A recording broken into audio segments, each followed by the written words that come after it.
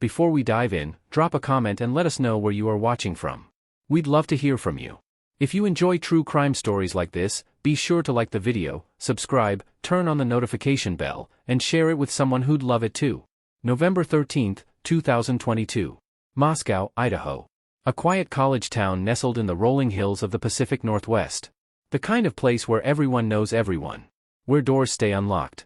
Where the biggest worry is whether the University of Idaho Vandals will win their next football game. But on this Sunday morning, that small-town innocence was shattered forever. At 11:58 in the morning, police received a call. Someone was unconscious at an off-campus house on King Road. Officers rushed to the scene, expecting maybe a bad hangover, maybe a medical emergency. College kids being college kids. What they found instead was a horror show. 4 young lives, brutally ended. Stabbed to death in their sleep. Blood everywhere. A scene so horrific that even seasoned investigators struggled to process what they were seeing. The victims were Madison Mogen, 21 years old. Kaylee Goncalves, 21. Xana Kernodle, 20. And Ethan Chapin, 20. For students with their whole lives ahead of them. For families about to receive the worst phone call imaginable. This is the complete story of the Idaho College Murders, and the man who would become one of the most infamous killers in recent American history. Bryan Kohberger. The victims. Let's start by understanding who these 4 young people were, because they were so much more than just victims. They were daughters, sons, siblings, friends. Real people with dreams and futures that were stolen from them. Madison Mogen, known as Maddie to her friends, was a senior majoring in marketing. She was described as bubbly, outgoing, always making people laugh.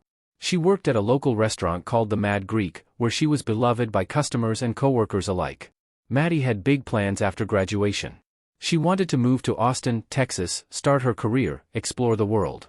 Kaylee Goncalves was Maddie's best friend. They were inseparable. Roommates, confidants, sisters in every way that mattered except blood.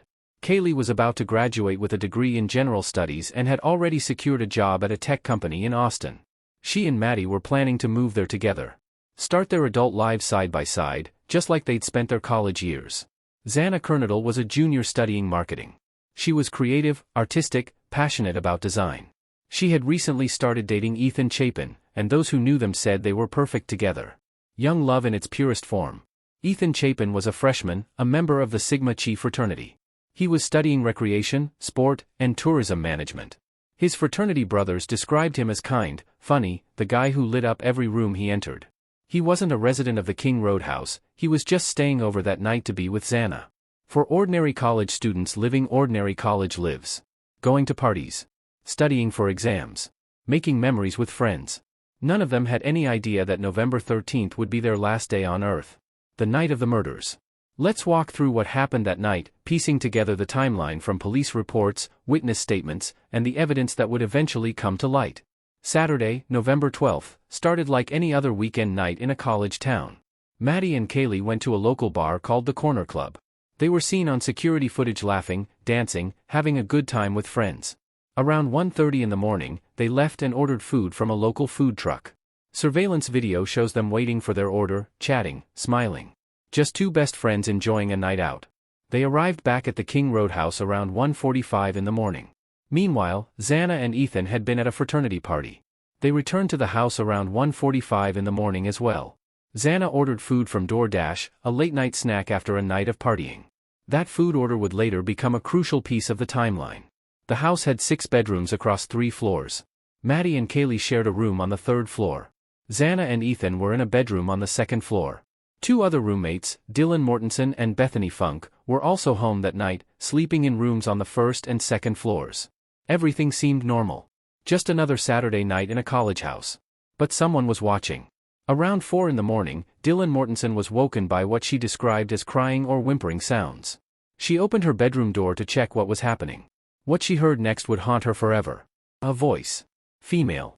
Saying something like, "There's someone here." Dylan opened her door again. This time, she saw a figure. A man dressed in black. Wearing a mask. He walked right past her doorway, heading toward the back sliding glass door. Dylan, terrified and confused, closed her door and locked it. She was, in her own words, in and out of it, not fully comprehending what she was witnessing. She didn't call 911. She would later say she was frozen with fear, unsure if what she'd seen was real or some kind of weird dream. It wasn't until hours later, when other roommates woke up and discovered the bodies, that the full horror of what had happened became clear. By then, the killer was long gone. The crime scene. When police finally entered that house, what they found was beyond comprehension. On the third floor, Madison Mogen and Kaylee Goncalves were dead in their shared bedroom. Both had been stabbed multiple times. The medical examiner would later determine they had been attacked while sleeping, likely never fully waking up to understand what was happening to them. On the second floor, Xana Kernodle was found in her bedroom doorway. She had been stabbed more than 50 times. Many of her wounds were defensive, meaning she had fought back. She had tried to defend herself against her attacker. The autopsy would reveal the sheer brutality of the assault, the rage behind each stab. Ethan Chapin was found nearby. He too had been stabbed multiple times. For young people, brutally murdered in their own home. A place where they should have been safe. A place where they slept every night without fear. The weapon used was believed to be a large fixed-blade knife. The kind of knife you'd use for hunting or combat. Not the kind of thing a normal person carries around. But here's what made this case even more terrifying for the Moscow community. There was no sign of forced entry. No broken windows. No kicked-in doors. The killer had either been let in, or had found another way inside. And after committing these horrific murders, he had simply walked out, disappearing into the night. 2 roommates had slept through the entire thing. Or at least, they hadn't realized what was happening until it was too late. The question everyone was asking was simple but haunting. Who could do something like this? And why? The investigation. The Moscow Police Department had never dealt with anything like this. Moscow is a town of about 25,000 people. Violent crime is rare. Quadruple homicides? Unheard of. But they were about to lead one of the most intense criminal investigations in Idaho history. In the days following the murders, the police were overwhelmed. Tips poured in by the thousands. Everyone had a theory. Everyone had seen something suspicious. The pressure from the public, from the media, from the victims' families, was immense. They started by looking at the victims' lives. Did they have enemies? Stalkers? Jealous ex-boyfriends? The answer was no. By all accounts, these were well-liked students with no known conflicts. No one who would want to hurt them. They examined the crime scene for evidence. And that's when they found something crucial. A knife sheath. A leather holder for a large knife, left behind at the scene near Maddie's body. On that sheath, they found DNA. Male DNA. And it didn't match anyone who lived in the house. This was their first major break. The killer had left behind a piece of himself. But DNA alone isn't enough if you don't have a suspect to match it to. The police needed to find this person. And they had no idea who he was. They started looking at surveillance footage from around the neighborhood. And they noticed something interesting. A white Hyundai Elantra had been seen in the area multiple times in the weeks leading up to the murders. It was also seen driving near the house around the time of the killings. The police put out a public appeal. If you own a white Hyundai Elantra, or know someone who does, please come forward. Thousands of tips came in. The investigators went through them one by one, checking every white Hyundai Elantra in the region. It was painstaking work. But they were determined. And then, they caught a break. Investigators discovered that a white Hyundai Elantra was registered to a graduate student at Washington State University, just 8 miles away in Pullman, Washington. The owner's name was Bryan Kohberger. They started looking into him. And what they found was chilling. Bryan Kohberger. Bryan Kohberger was 28 years old at the time of the murders. He was a PhD student in the Department of Criminal Justice and Criminology at Washington State University. Yes, you heard that right. He was studying to become a criminologist. Someone who studies criminal behavior. Someone who analyzes why people commit crimes. The irony was not lost on anyone. Kohberger had grown up in Pennsylvania. He had earned a bachelor's degree in psychology and a master's degree in criminal justice. By all accounts, he was intelligent, focused, academically successful. But there were warning signs that people had missed, or chosen to ignore. Former classmates would later describe him as awkward, socially isolated, sometimes inappropriate with women. One student told police that Kohberger had tried to use his authority as a teaching assistant to interact with female students in ways that made them uncomfortable. Another student discovered that Kohberger had screenshots of her Instagram photos on his phone, even though they had never spoken. He wanted a girlfriend. He talked about it constantly with colleagues. But he seemed unable to form normal social connections. There was something off about Bryan Kohberger. Something that made people uneasy. But no one could have predicted he would become a killer. The arrest. Once investigators identified Kohberger as a suspect, they moved quickly but carefully. They needed to build an airtight case before making an arrest. They obtained his cell phone records. And what they found was damning. Kohberger's phone had pinged off cell towers near the King Roadhouse at least 12 times in the months before the murders.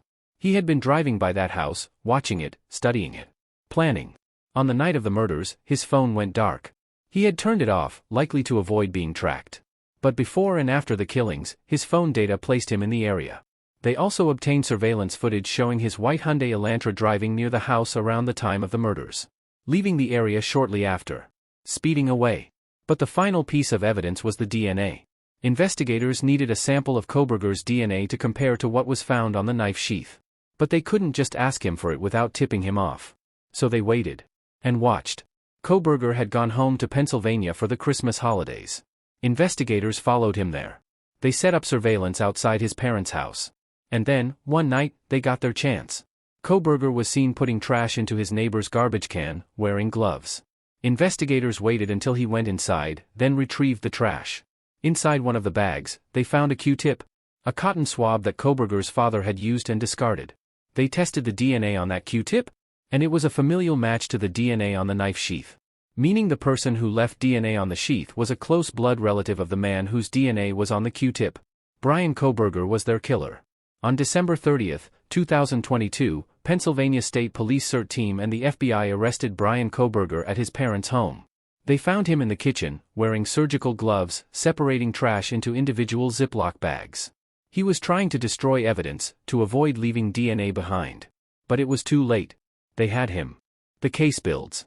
After his arrest, more disturbing details emerged about Kohberger's behavior in the weeks following the murders. He had become obsessed with news coverage of the case. He took screenshots of articles. He fixated on every development. He wanted to know what police knew, what they were saying, whether they were getting close. He stopped using his credit and debit cards, paying for everything in cash. He started wearing gloves constantly, even when doing mundane tasks. He wiped data from his electronic devices using specialized software, trying to erase any digital trail. He never returned to Moscow after the murders. Investigators believe that after committing the crimes, he drove through the area one more time a few hours later, but never set foot in the town again. His car told a story too. When police searched his Hyundai Elantra, they found it had been cleaned so thoroughly that investigators described it as essentially disassembled inside. Every surface had been scrubbed, vacuumed, sanitized. He had been trying to erase any trace of evidence. But he had made mistakes. The knife sheath, the cell phone data, the surveillance footage, the DNA. It was enough. Kohberger was extradited to Idaho to face charges. 4 counts of first-degree murder. 1 count of felony burglary. The prosecution announced they would seek the death penalty. The legal battle. For more than 2 years, the case slowly moved through the legal system. Kohberger's defense team filed motion after motion. They challenged the DNA evidence. They argued the cell phone data was unreliable. They tried to suggest there were other potential suspects. The judge dismissed most of these arguments. The evidence against Kohberger was overwhelming. A trial was scheduled for August 2025. Jury selection was set to begin. The families of the victims prepared themselves to sit through weeks of testimony, to hear every gruesome detail of how their loved ones died. But then, something unexpected happened. On July 1, 2025, news broke that Kohberger had agreed to a plea deal. In exchange for avoiding the death penalty, he would plead guilty to all charges and accept a sentence of life in prison without the possibility of parole. The deal was controversial. Some of the victims' families, particularly the Goncalves family, were furious. They wanted Kohberger to face the death penalty. They wanted him to pay the ultimate price for what he'd done. They felt the plea deal had been negotiated too quickly, without proper consultation with them. But other families were relieved. A trial would have been brutal. Months of reliving the horror. Seeing crime scene photos. Hearing how their children suffered. The plea deal meant they could skip that torture and know for certain that Kohberger would never be free again. On July 2, 2025, Bryan Kohberger appeared in court. The judge asked him directly if he had killed each of the 4 students, naming them one by one. Maddie, Kaylee, Xana, Ethan. Kohberger, showing no emotion, responded, yes, to each question. Then the judge asked him how he pleaded. Again, naming each victim. Again, Kohberger coldly replied, guilty. 4 times. 4 lives ended. 4 families destroyed. And all Kohberger could offer was a flat, emotionless, guilty. The sentencing. On July 23, 2025, Bryan Kohberger returned to court for sentencing. The families of the victims were given a chance to speak. to tell Kohberger exactly what he had taken from them. Kaylee Goncalves' sister stood up, her voice shaking with rage and grief. She called Kohberger a coward, a sociopath, a psychopath, a murderer. She told him that if he had attacked Kaylee while she was awake, she would have kicked your fucking ass. Other family members spoke about the unbearable pain of losing their children, the nightmares, the anxiety, the way their lives had been permanently fractured. One of Xana Kernodle's aunts took a different approach. She looked at Kohberger and said, "I've forgiven you. Anytime you want to talk and tell me what happened, I'm here. No judgment." Kohberger sat silent through it all. His expression never changed. He never looked at the families. He never showed remorse. Dylan Mortensen, one of the surviving roommates, also spoke. She sobbed as she described her panic attacks, her guilt at surviving when her friends didn't, her trauma from seeing the masked figure that night. When it was Kohberger's turn to speak, the courtroom went silent. Everyone waited. Would he finally explain why? Would he apologize? Would he show any humanity? He declined to speak. The judge then delivered the sentence. 4 consecutive life sentences without the possibility of parole, plus 10 years for burglary. Bryan Kohberger would spend the rest of his life in prison. He would never be free. He would die behind bars. And he would take his motive to the grave. The unanswered questions. Even with Kohberger convicted and sentenced, so many questions remain unanswered. Why did he do it? What drove a criminology PhD student, someone who was supposed to be studying criminal behavior, to become a brutal killer himself? Investigators have said they found no connection between Kohberger and any of the victims. No text messages. No social media interactions. No photos. Nothing. He didn't know them. They didn't know him. So why that house? Why those 4 people? The lead prosecutor admitted they still don't know. They can place Kohberger's phone near the house multiple times before the murders, suggesting he was surveilling the location. But they don't know why he chose it. Some theories have emerged. Maybe he saw the victims through the windows and became fixated on them. Maybe he followed them from a bar or restaurant. Maybe it was completely random, and they were simply unlucky enough to be his targets. The murder weapon has never been found. Despite extensive searches, the knife used to kill 4 people has vanished. Only Kohberger knows where it is.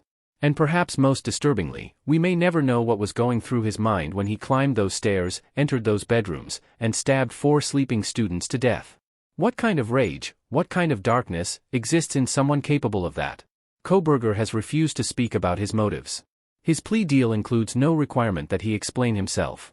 He gave up his right to appeal in exchange for avoiding the death penalty, but he didn't have to give the families the one thing they desperately want: answers. Legal experts say this is incredibly rare.